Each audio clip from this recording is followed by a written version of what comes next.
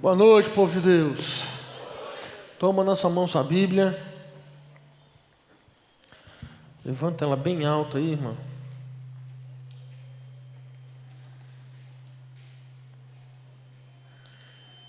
E vamos todos juntos fazer a nossa declaração de fé. Esta é a minha Bíblia.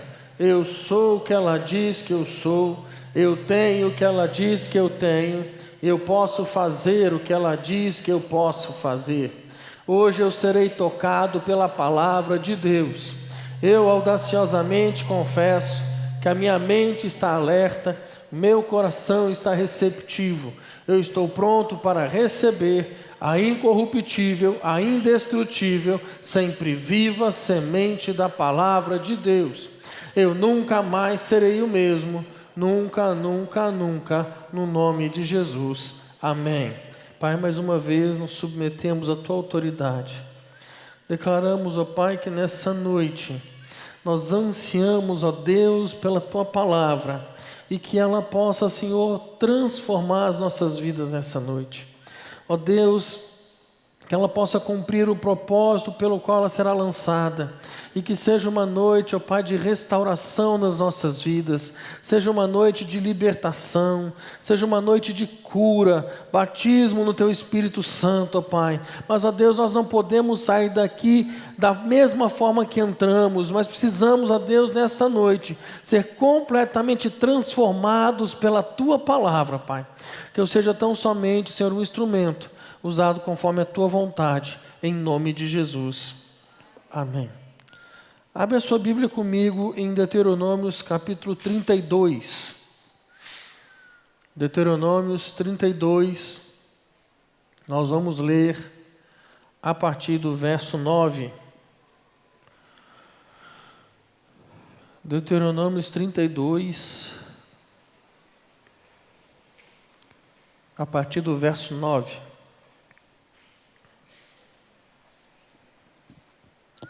Diz assim o texto: pois o povo preferido do Senhor é este povo, Jacó, a herança que lhe coube.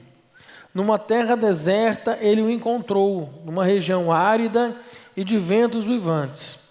Ele o protegeu e dele cuidou, guardou como a menina dos seus olhos. Como a águia que desperta a sua ninhada, paira sobre os seus filhotes, e depois estende as asas para apanhá-los, levando-os sobre ela. O Senhor sozinho o levou, nenhum Deus estrangeiro o ajudou.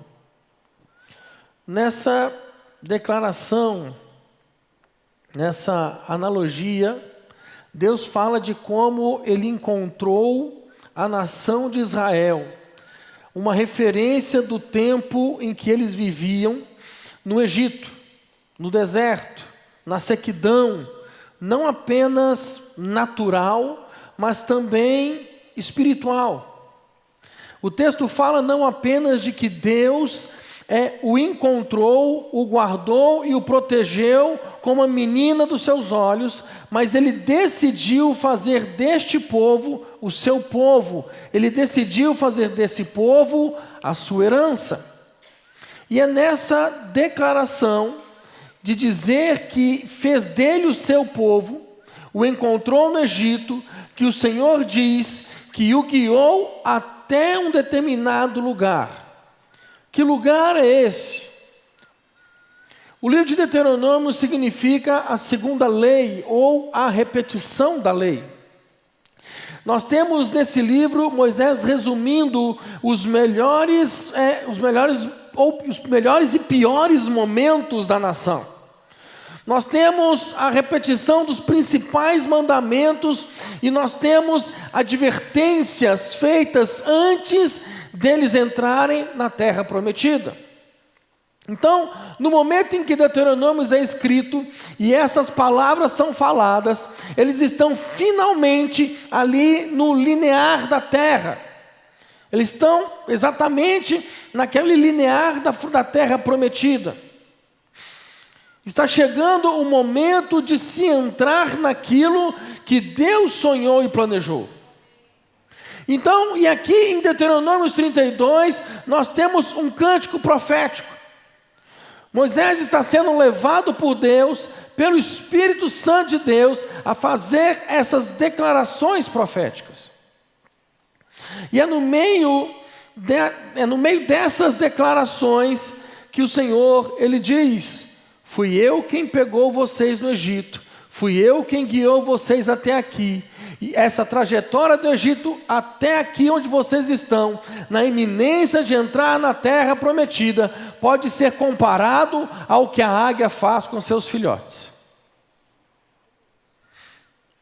Em primeiro lugar, ele declara no verso 11, que ela desperta a sua ninhada, depois paira sobre os seus filhotes, e por último, o texto diz que ela estende as asas para apanhá-los, levando-os sobre ela.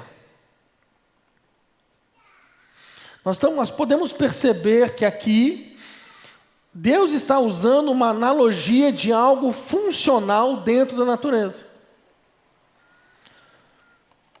E andar nas asas da águia é um jargão que o crente pentecostal gosta, né? Os pentecostal gritam na hora, né? Estou voando nas asas do Espírito. Eita! Ai, mistério! A mamãe águia protege seus filhotes. Aliás, eu quero ver se no final da pregação os pentecostais vão continuar falando isso. A mamãe águia, ela protege os seus filhotes. Normalmente ela constrói seu ninho nos mais altos penhascos, longe de predadores. Ela cuida, ela alimenta. Mas todo esse tempo de cuidado especial, meu irmão, ele tem prazo de validade. Tem hora, chega a hora que essa maneira de tratar os filhotes vai terminar. E vai terminar para o bem deles. Porque há necessidade de que eles possam entrar agora em uma fase de amadurecimento.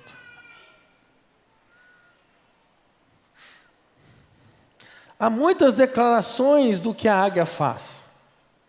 Essa analogia da águia foi escolhida por Deus para falar da maneira como Ele trata conosco. E talvez até hoje você não percebeu isso. Uma das coisas que falam é que a águia começa todo um processo antes de tirar o filhote do ninho. Entre eles, toda aquela plumagem ou penugem na qual o ninho, que é feito com gravetos e espinhos, é formado, a águia começa a tirar as plumas, as penugens do ninho. Ela começa a tirar, ela começa a remover aquilo que no ninho trazia para o filhote uma sensação de conforto. Ela começa a retirar do ninho para que aquele ninho fique incômodo. Vai pegando seu espírito aí, vaza. O texto diz que ela paira sobre o ninho. Ela não apenas pousa ali. De alguma forma, ela está ali mostrando para os filhotes que eles podem voar e estar do lado de fora. Mas há um momento onde a Bíblia diz que ela estende as asas para tirá-los do ninho. E Deus está dizendo que da mesma forma como a águia faz com seus filhotes, Ele faz comigo e com você.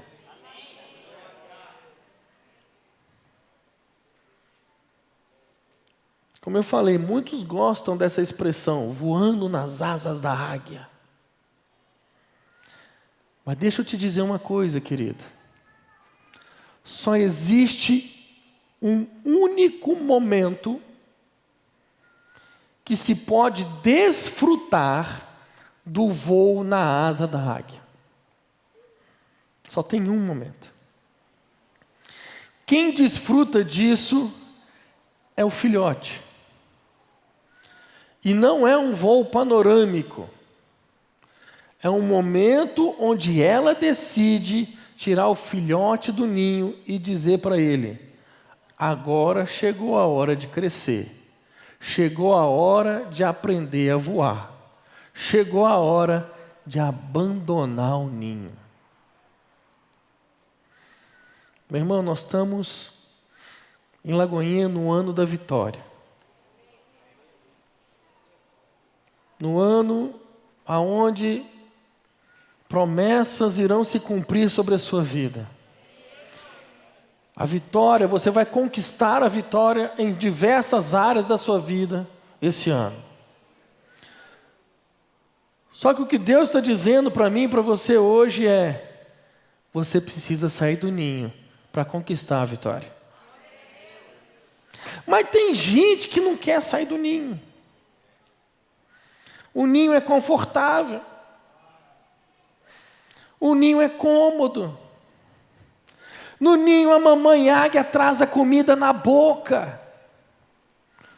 É ou não é verdade? No ninho é a mamãe águia quem caça o alimento e traz para o filhote.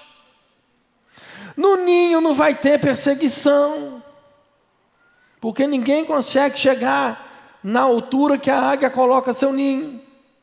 Não vai ter predador, não vai ter ninguém para te incomodar. Mas hoje o Senhor está mandando te dizer: chegou a hora de voar. E nesse momento, o único momento ao qual ele está nas asas da águia, ela arremessa ele para baixo.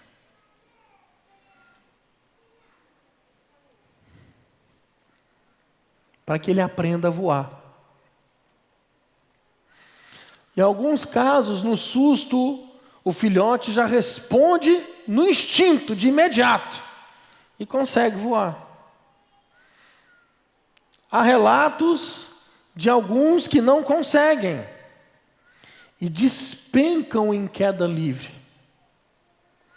Nesses casos, a dona águia tem o trabalho de recolher ele e jogar ele de novo.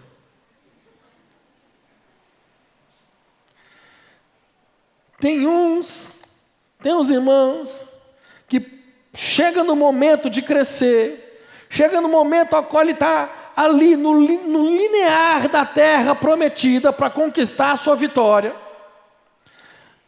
Ele quer conquistar a vitória, mas ele não quer largar o ninho. Se pudesse, ele levava o ninho para a vitória. Mas não é assim que funciona, irmão. Aí o Senhor começa a tirar de você, meu irmão, aquilo que te dá o conforto. E começa a aparecer os espinhos. E começa a trazer umas dores. E você fica incomodado com aquilo. Mas você não quer largar o osso. Você quer ficar no ninho. Aí ele vai te pegar e vai te jogar. Voa. E vai ficar olhando. Voa não. A mamãe águia vai lá e te pega de novo. Você pensa assim: pronto, estou salvo. Vai o mais alto possível e joga de novo. Até você aprender a voar. Porque não existe conquista de terra no conforto. Não existe conquista em Deus deitado em berço esplêndido. A palavra que o Senhor deu para Josué, de algo que já era promessa sobre ele, foi: conquiste. Tem palavra liberada sobre a sua vida? Conquista. Sai do conforto. sai do ninho, voa. Voa. Então Deus ele pega um fato da natureza, conhecido do povo, que diferente de nós que conhecemos no máximo um urubu, né? Ele pega uma águia que o povo lá entendia, e ele fala com o povo, diz, eu vou fazer isso com vocês. A mamãe águia expulsa o filhote do ninho. O que isso quer dizer? Chega de conforto, chega de comida na boca, chega de ser tratado como filhotinho, chegou a hora de você crescer. Deus também espera que eu e você, cada um de nós, cresçamos. Ele espera isso de nós. O crescimento é parte da dinâmica da vida cristã. E meu irmão, o crescimento na vida cristã, ele não se dá pelo tempo de caminhada de fé. Tem gente que está há 300 anos na igreja, o irmão se converteu na era paleozoica, mas ainda é um bebê na fé. Não cresceu. 1 Pedro capítulo 2, no verso 2, a Bíblia diz, como crianças recém-nascidas, desejem de coração o leite espiritual puro, para que, por meio dele, cresçam. Como crianças espirituais, desejem o leite, para quê? Não é para ficar tomando leite o resto da vida, é para crescer. Quem está entendendo? A dinâmica da salvação, irmão, ela envolve um processo de crescimento. Ela envolve. E desde o momento em que nós nascemos de novo, nós somos comparados a bebês espirituais. E a meta é crescimento, o propósito é crescimento. Então Deus ele faz investimentos para o nosso crescimento. E não é só o alimento espiritual da sua palavra. Deus colocou, por exemplo, ministérios na igreja. Em Efésios capítulo 4, a partir do versículo 11, Paulo fala que primeiro Deus designou uns para apóstolos, outros profetas, outros evangelistas, outros pastores e mestres. Eles foram dados à igreja com o fim, em vista do aperfeiçoamento dos santos.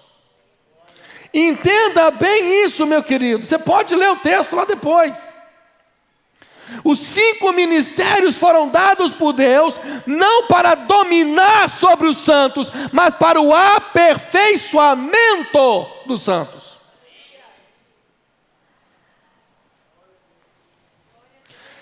E ele mostra que esse nível de aperfeiçoamento deve começar desde a conversão. Desde os primeiros passos, até chegar ao propósito, até chegar ao destino, o alvo final de crescimento estabelecido por Deus.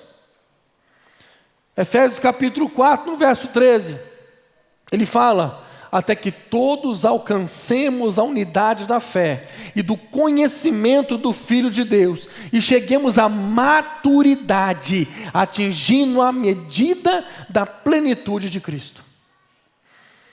Cristo é um modelo de crescimento, Ele é o alvo, Ele é o objetivo do crescimento que nós devemos alcançar. Então, no versículo 14, depois de construir essa ideia, olha o que ele fala.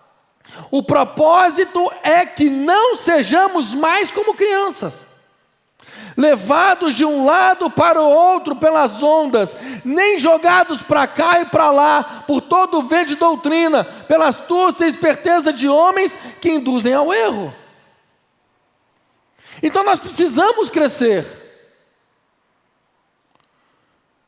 Amém? Quem está vivo? Quem está pensando nas férias? Não é pecado não, irmão, pode pensar nas férias.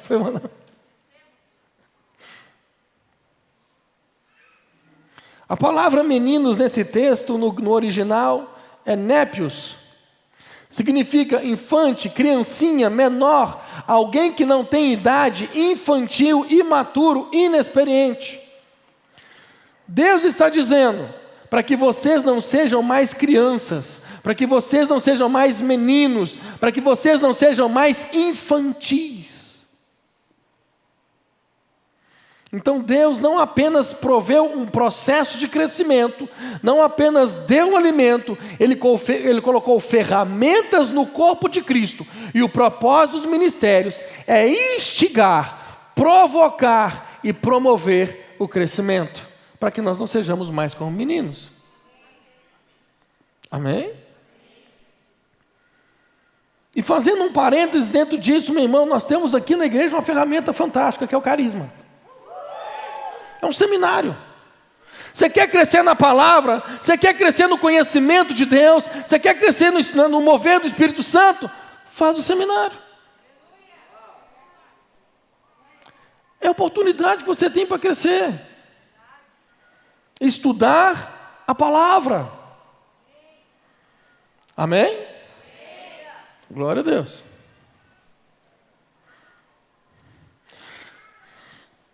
Quem aqui é pai? Levanta a mão aí. Glória a Deus. Para nós que somos pais, existe aquela fase, né? Que está o pastor Anderson e a pastora Patrícia passando ali, que a gente baba pelos filhos. Né? Coisinha linda. Ai, gente, que amorzinho. Coisinha mais linda. Mas nós ficaríamos apavorados se eles não crescessem, se eles não se desenvolvessem. E apesar de alguns viverem a saudade e a nostalgia dos primeiros dias, né? Às vezes eu e a Alessandra, a gente pega as fotos antigas e fala, ai, como era lindo. Hoje é isso aí, né? Hoje aí, está com saúde.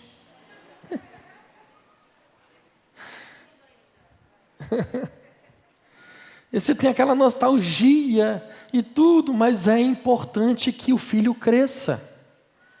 Ele precisa disso. E os pais têm que cooperar para o crescimento deles.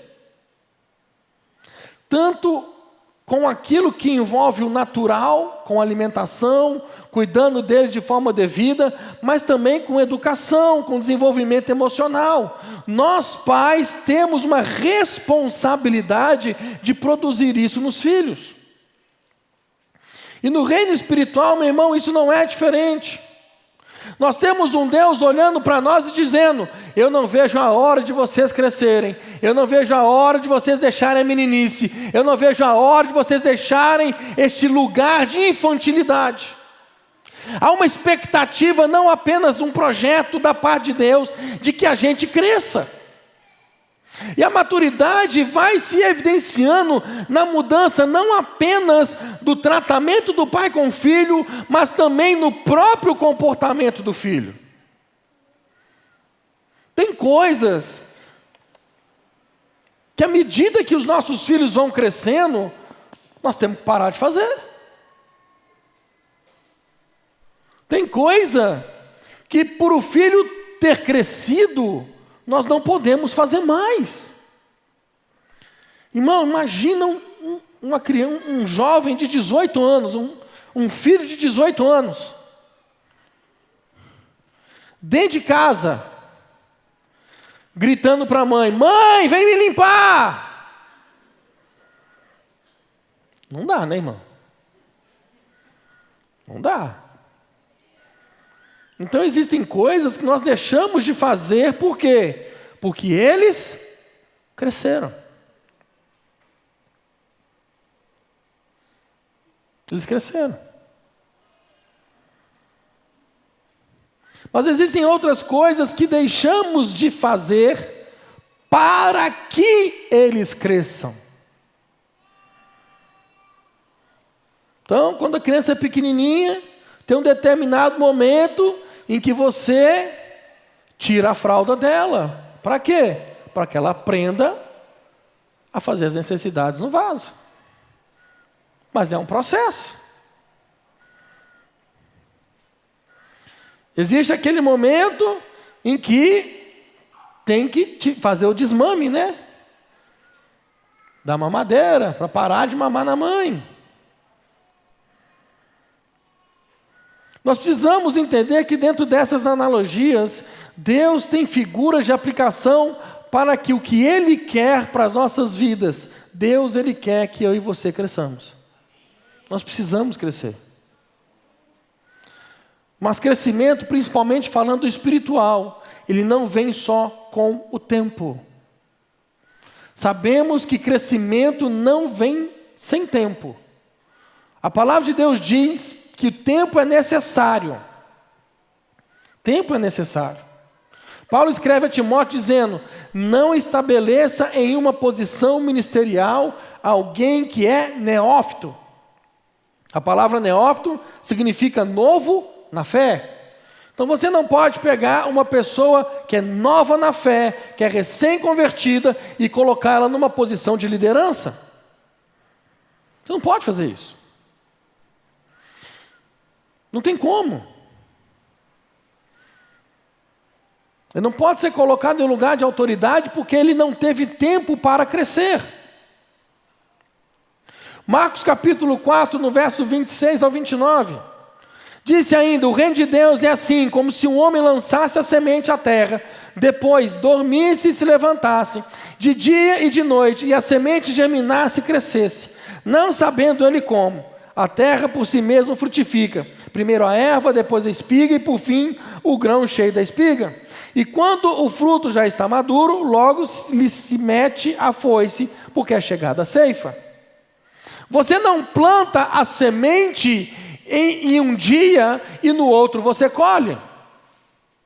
Do momento do plantio até a hora da maturação, para que se possa colher, existe algo chamado tempo. Existe a necessidade do tempo. Então, tanto no natural como no espiritual, nós sabemos que o crescimento não vem sem tempo.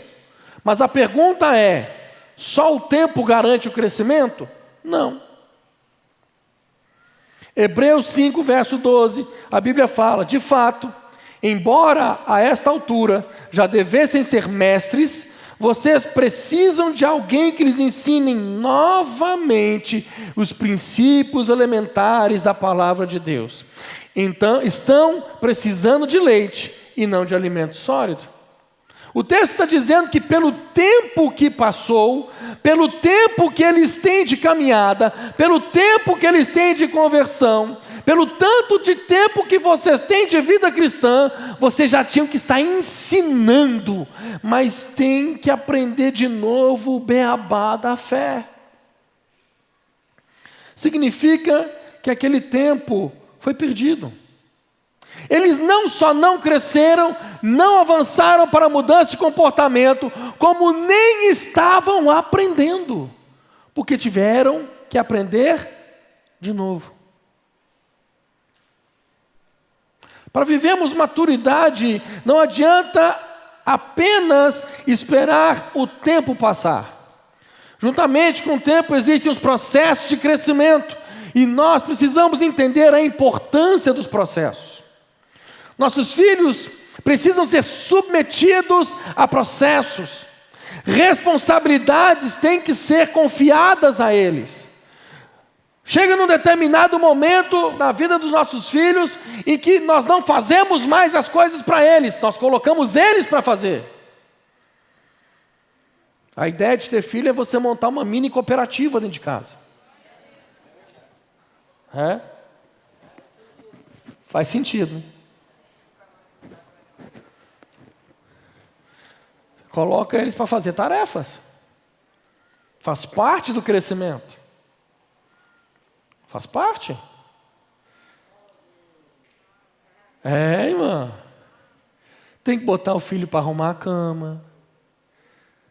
Tem que botar o filho para lavar a vasilha.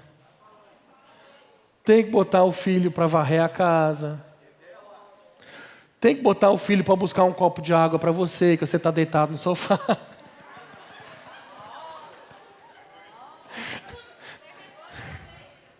Hã? Controle da televisão. Mas tem que dar atividades para ele, faz parte do crescimento.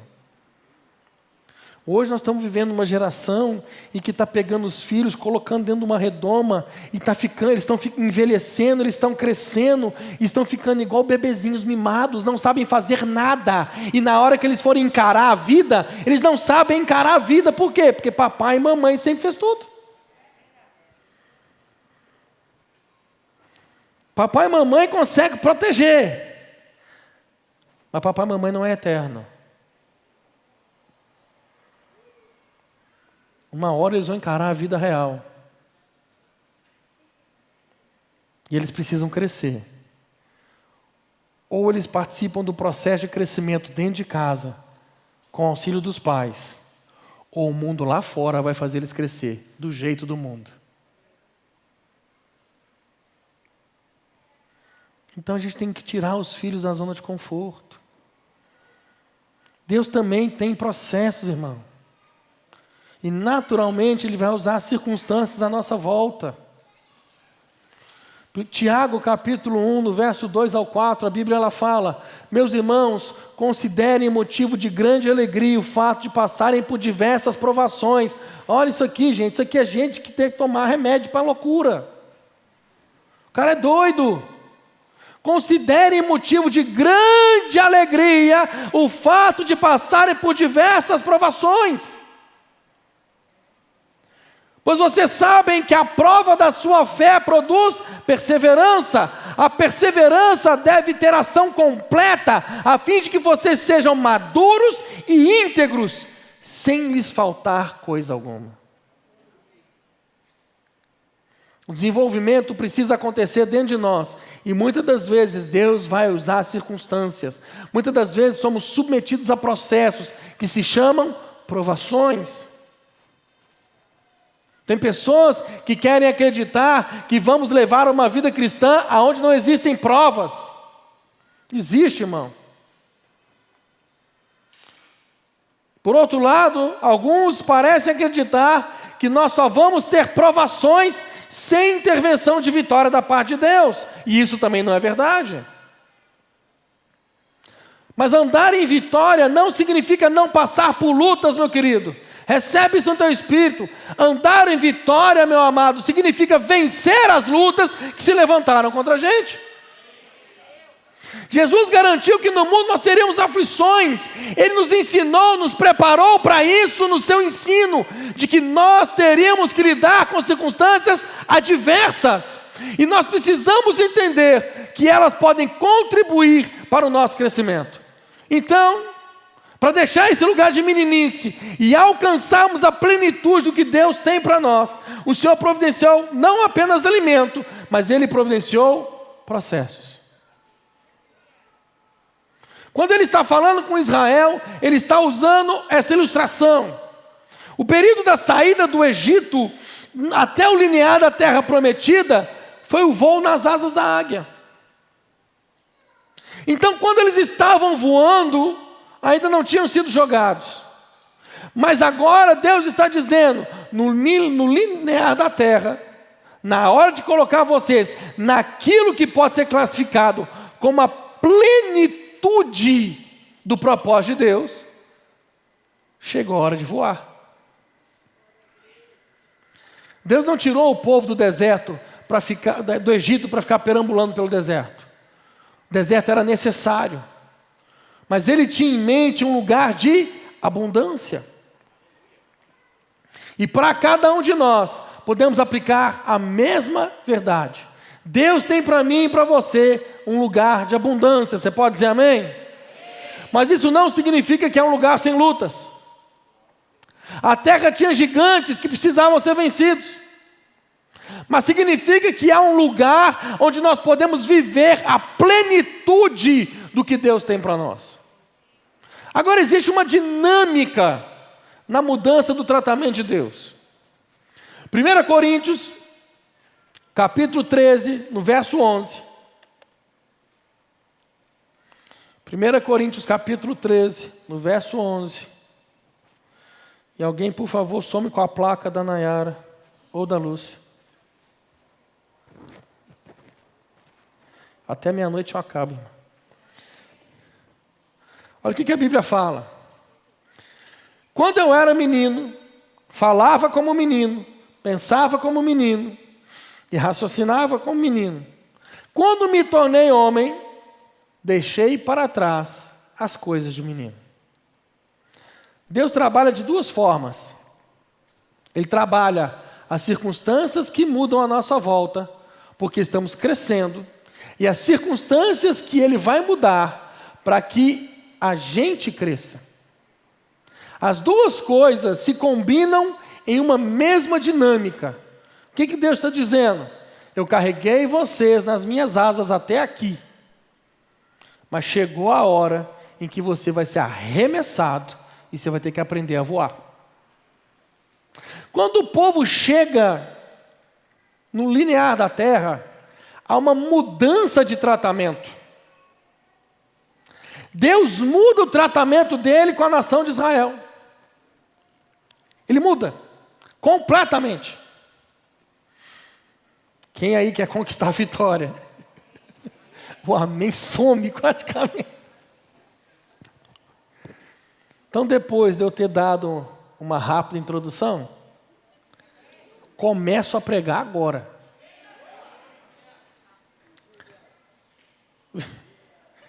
Vigília, dia 28 de janeiro. Nós vamos ver 4 coisas que mudaram na maneira de Deus tratar, desde a hora que Deus tira o seu povo do Egito, até o momento que chegam à terra.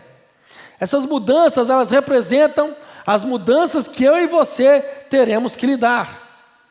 Porque isso parte de um padrão, de um processo que Deus tem para nós. Então, a primeira coisa que Deus tira deles, o maná. Quando saíram do Egito, Deus garantiu que eles tivessem um alimento especial. Está lá em Êxodo 16, do 14 ao 15. Então, quando eles fazem a pergunta sobre o que é esse alimento, porque o povo pergunta ali para ele, o que é isso que caiu do céu? O que é isso? O que é isso? Então, quando eles fazem essa pergunta, o que é isso? No original é manro, que é essa pergunta, o que é isso?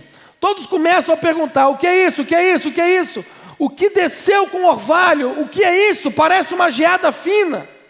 Moisés está explicando, é o pão do céu. Foi daí que saiu a expressão maná, da pergunta manro, o que é isso? Eles deram um nome, então basicamente o nome do pão é, o que é isso? Eles passaram a receber um alimento especial. Todo dia eles estão no deserto, estão em movimento, não é o lugar de plantar ou de colher, não é o lugar onde tem comida, mas toda manhã, de domingo a sexta, a exceção era o sábado, toda manhã o maná vinha como provisão do céu. Toda manhã. Na sexta-feira, porque o sábado era dia de descanso, eles deveriam colher porção dobrada. Era o único dia que você colhe mais do que a porção diária e não estragava. Então, havia uma cota. Não adiantava pegar mais porque estragava. Eles tinham um alimento especial e isso aconteceu durante muito tempo. Êxodo 16:35 diz, os israelitas comeram maná durante 40 anos, até chegarem a uma terra habitável. Comeram maná até chegarem às fronteiras de Canaã. Então, um alimento especial por 40 anos. Mas quando chega no limite da terra, acaba. Daqui para frente, muda a forma com a qual eu vou tratar vocês. Josué capítulo 5, no verso 12. Um dia depois de comerem do produto da terra, o maná cessou. Já não havia maná para os israelitas. E naquele mesmo ano, eles comeram do fruto da terra de Canaã. A razão pela qual o maná cessou é porque Deus diz o seguinte: agora eu tenho outro tipo de alimento para você. Mas a maneira de tratar vocês muda exatamente no linear da terra. Nós precisamos entender essa dinâmica. Deus está dizendo: até agora eu tratei com vocês como crianças, cuidei de tudo, não plantaram, não colheram. A partir do momento que vocês entraram na terra, o responsável em prover o alimento são vocês. São vocês. E o texto diz que naquele ano eles comeram do fruto da terra. E o texto diz que no dia imediato o maná cessou. Isso não foi acidente, irmãos, foi algo planejado. Essa dinâmica de tratamento vem até aqui. Agora, a maioria de nós que vai passar por uma transição, se nós não entendermos, ela vai gerar em nós uma crise, um senso de rejeição e abandono. Vai gerar murmuração. Muitas vezes as pessoas se convertem, a Bíblia está atraente, essa pessoa abre a Bíblia para ler e Deus fala tudo. Ela não tem esforço nenhum. Até um ponto e vírgula, Deus fala com ela. Ela não precisa cavar fundo, ela não tem que estudar. Ela abre a Bíblia e Deus fala ao coração. Aleluia, irmão, isso é maravilhoso. Mas chega um momento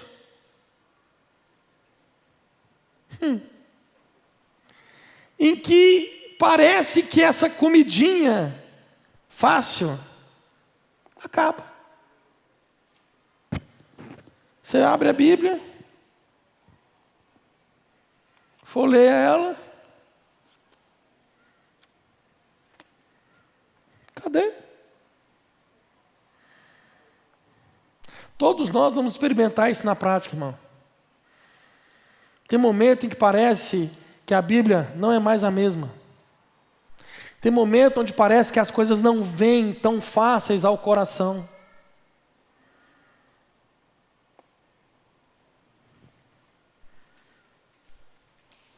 Onde o nosso desejo por resposta não se manifesta de uma maneira tão rápida. Alguns se lembram dos dias do primeiro amor. Meu Deus, eu ia no culto e saía fortalecido. Aleluia. Hoje eu não sei o que acontece. Estou saindo pior do que eu entrei. Todo mundo em algum momento vai passar por esse momento de crise. Deixa eu te dizer uma coisa, irmão. Se você sente que o alimento espiritual cessou, talvez isso seja uma boa notícia. Deus está provocando em você uma dinâmica de amadurecimento, uma dinâmica de crescimento. Porque comida na boca, comida no bico do filhote de águia no ninho, é para uma fase. Deus nos tratará assim por um tempo. Por um tempo. Eu estava carregando vocês na asa da águia, enquanto tinha o alimento espiritual. Chegou no linear da terra, voa. É hora de aprender a preparar o seu próprio alimento. Pastor, mas o que eu faço? Que eu não consigo mais abrir a Bíblia e vir assim, a revelação para a minha vida. Não fala mais ao meu coração. É porque acabou a hora Acabou a fase de você abrir a Bíblia, apontar o dedinho e Deus falar. Agora é a hora de você se debruçar nela. De você estudar a palavra. E Deus vai falar, irmão. Mas você precisa correr atrás do alimento agora. Essa é a diferença. Essa é a diferença.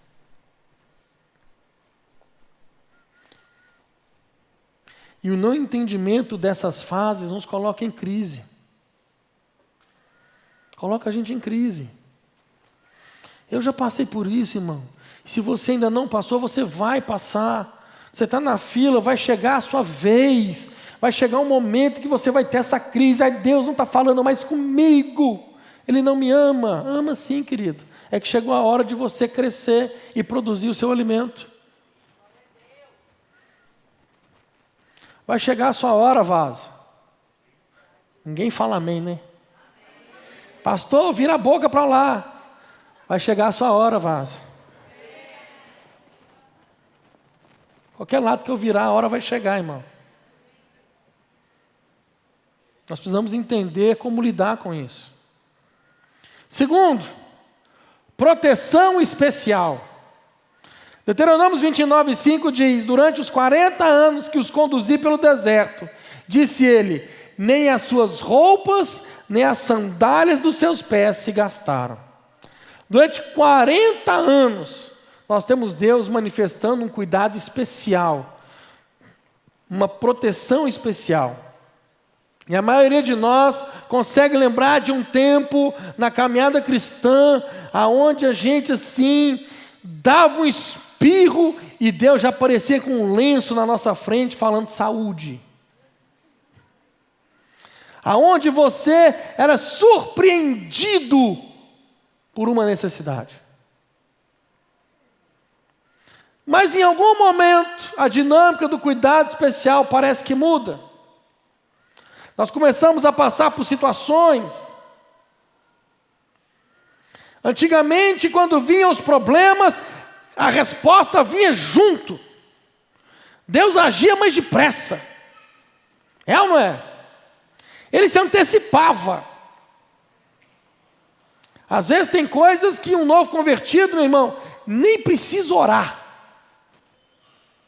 E nem precisa orar.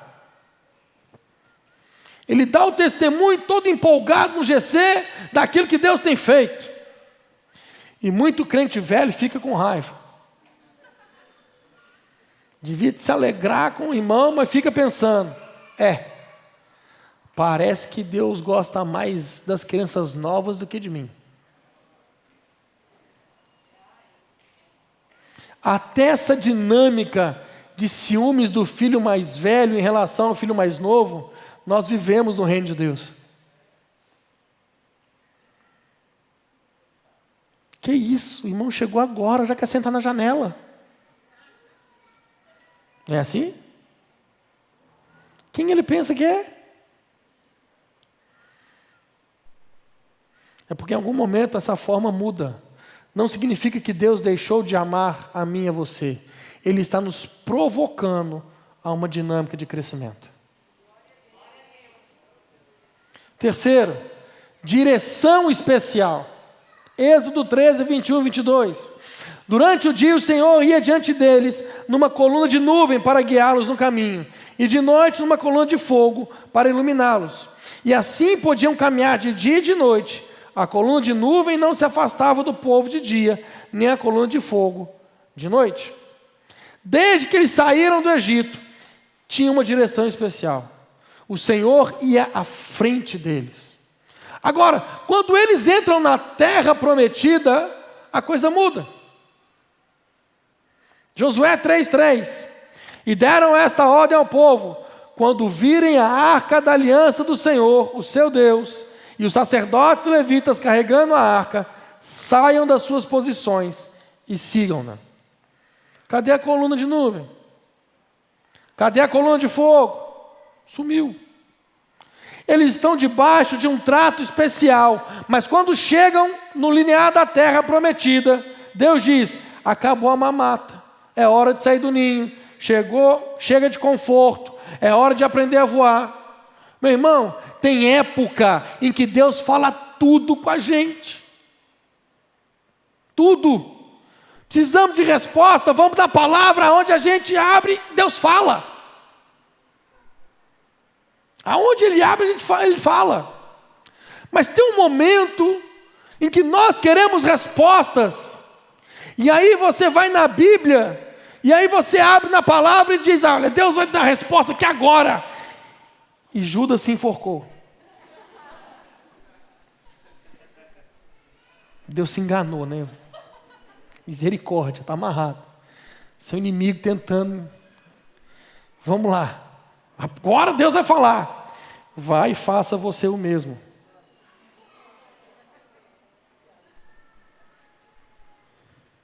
Meu irmão, essa direção especial, ela cessa.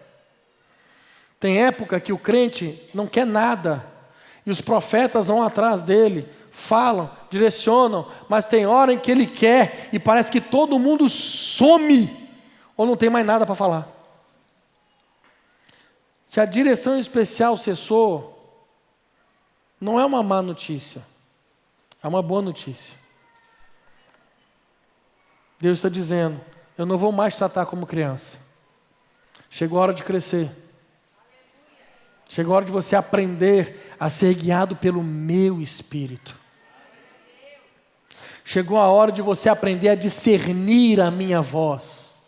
Chegou a hora de você desenvolver um outro tipo de relacionamento.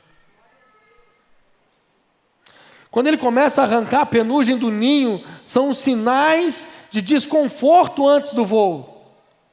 Mas em algum momento o negócio vai ficar pior.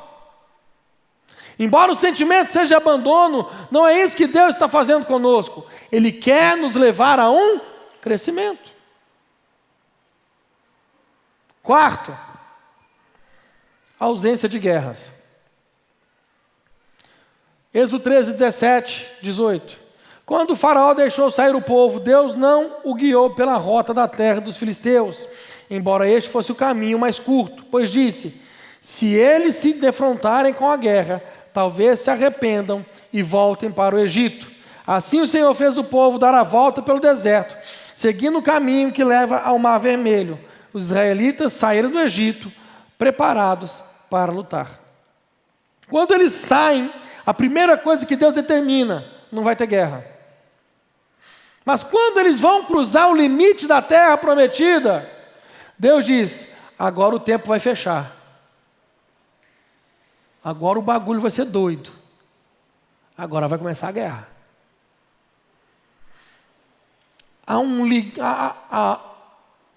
Algo muda completamente. Deus nos protege no início da caminhada. Ele nos protege de determinados conflitos, nos quais nós não estamos prontos nem preparados para eles. Mas há um momento onde Deus vai fazer questão em que eu e você sejamos expostos a determinados tipos de conflito, porque chega a hora de crescer. O novo convertido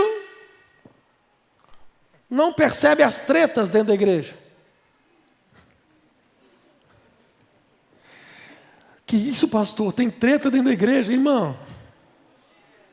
Oi, irmão.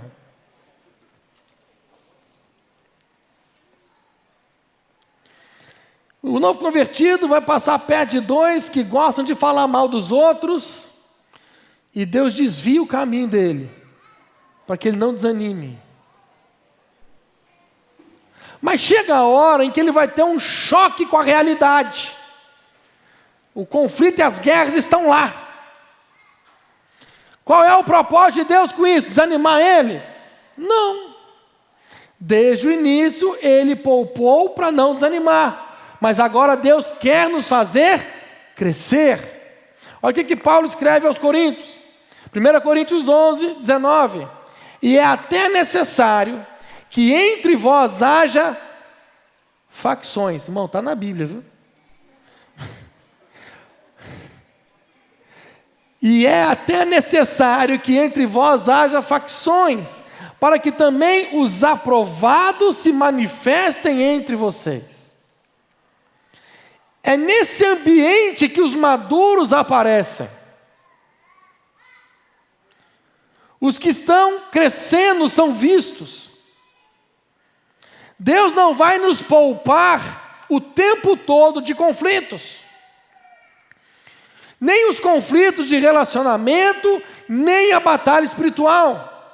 Eles foram poupados de uma guerra natural. Mas Paulo diz em Efésios, verso 12, porque a nossa luta não é contra carne nem sangue, mas contra principados e potestades, contra os dominadores deste mundo tenebroso, contra as forças espirituais do mal nas regiões celestiais.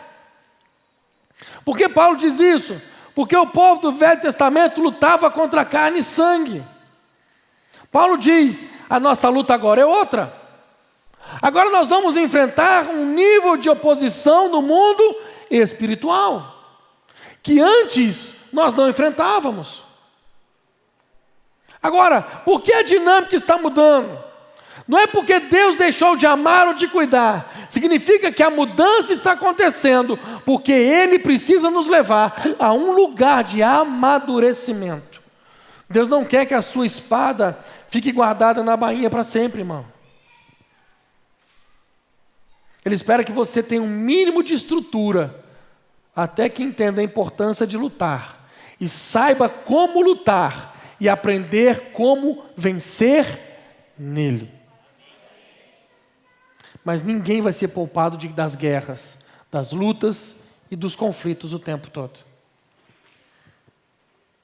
Agora, quando nós chegamos nesse lugar de desconforto, onde Ele nos tira do ninho, aonde Ele para de dar o que a gente achava ser um tratamento VIP de Deus, sabe qual que é o sentimento? O sentimento da maioria de nós é um senso de abandono, de rejeição. É como quase a gente falasse, não a maioria, porque tem medo, mas é como se a gente falasse, Deus, você não é mais o mesmo. Seu amor, seu cuidado, a relação do Senhor não é mais a mesma. Sabe qual que é a resposta dele para você hoje? Você tem razão. A minha relação com você não é mais a mesma. Você cresceu. Você não é mais uma criança. Então não vou te tratar como criança. Eu vou te tratar como alguém que sabe prover o próprio sustento, como alguém que aprendeu a se proteger, como alguém que consegue discernir o caminho e como alguém que sabe lidar com as guerras. É por isso que você é capaz de tomar posse da herança. Você precisa entender isso, irmão. Para a gente encerrar e ninguém ficar bravo comigo, levantar a plaquinha. Fica de pé no seu lugar, que fica para parecer que está acabando. Gálatas capítulo 4, no verso 1 ao 7. É quando pede para o povo ficar de pé, parece que está acabando, aí você prega mais 40 minutos, entendeu? É isso, é didático o negócio. Gálatas 4, 1 ao 7.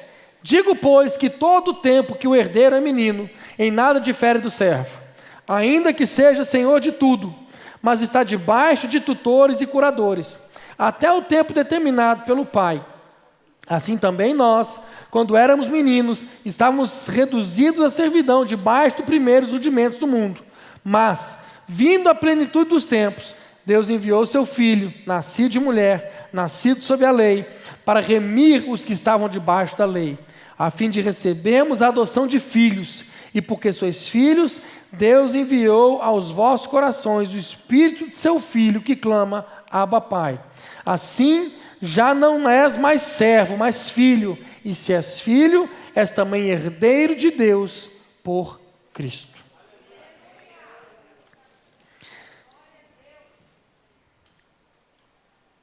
O início desse texto, quando ele fala, se o herdeiro não é menino, se o herdeiro é menino, de nada difere do servo, ainda que ele seja senhor de tudo. Isso aqui é fantástico, irmão. Isso aqui é fantástico. Existia algo no Império Romano ali, naquela época,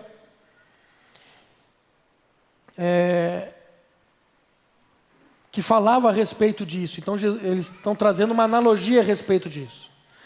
Eram 2 tipos de tutela. Um deles é a tutela testamentária, que regia na época. O que isso fala? O herdeiro, o pai dele, por testamento, se ele morresse, o filho dele, mesmo sendo dono de tudo, não poderia tomar posse dos bens. Por causa de quê? Por causa da falta de maturidade, porque era criança. Então, por testamento, ele deixava um tutor. E esse tutor administrava os bens até que o filho chegasse à maturidade e pudesse tomar posse de tudo. O que o Senhor quer dizer para mim e para você? Tem palavra liberada sobre a sua vida. O Senhor liberou palavra de conquista, de vitória sobre você. Existem coisas liberadas sobre a sua vida, mas você ainda age como um menino. E se você age como um menino, como uma criança, como um bebê na fé, eu não posso te entregar a promessa. Ela fica retida com um tutor. Ela fica retida até que você alcance a maturidade e possa tomar posse dela. Meu irmão, nós estamos no ano da vitória, e a palavra que Deus traz para nós nesse primeiro domingo de ceia é: para conquistar a vitória, cresça. Para conquistar a vitória, amadureça. A palavra foi liberada, eu já liberei sobre vocês, ela vai se cumprir, mas para ela se cumprir, você tem que crescer. Você tem que crescer, irmão. Você precisa crescer. Só quem é maduro pode tomar posse da terra prometida. Só quem entende que não vai haver mais o maná, só quem entende em que não vai ter mais aquele cuidado especial, não vai ter mais coluna de fogo, não vai ter mais nuvem, nada. Só quem entende que não vai ter mais a proteção dos conflitos, porque chegou o momento de crescer. Crescer, meu irmão, e crescer dói. Crescer dói. Sair do ninho, meu irmão, dói. Sair do conforto, dói. Mas é necessário para conquistar a terra. É necessário. Feche seus olhos.